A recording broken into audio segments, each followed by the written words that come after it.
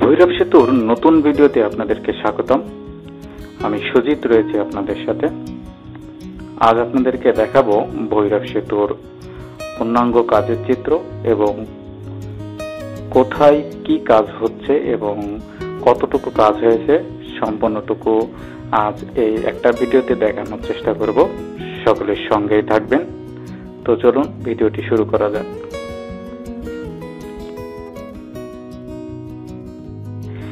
এখন আপনারা যেটা দেখতে পাচ্ছেন সেটা ভৈরব সেতুর দিঘলিয়া অংশ।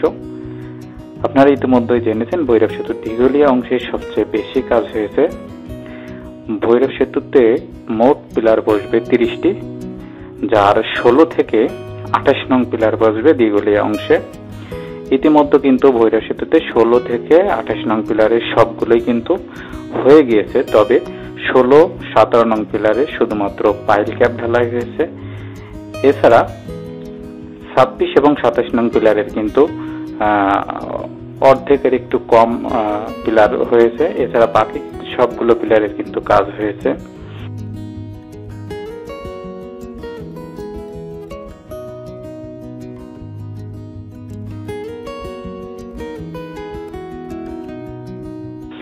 এছাড়া বর্তমানে কিন্তু কাজ ধীরগতিতেই চলছে, তবে ভৈরব সেতুর রেলিগেট অংশ সেখানে জমি অধিগ্রহণ শেষ হয়েছে এবং স্থাপনা অপসারণের কাজ চলছে। সেখানে কিন্তু পিলার তৈরির জন্য প্রস্তুতি গ্রহণ করা হয়েছে। বর্তমানে ভৈরব সেতুর রেলিগেট অংশে কিন্তু সেতুর কাজ চলমান।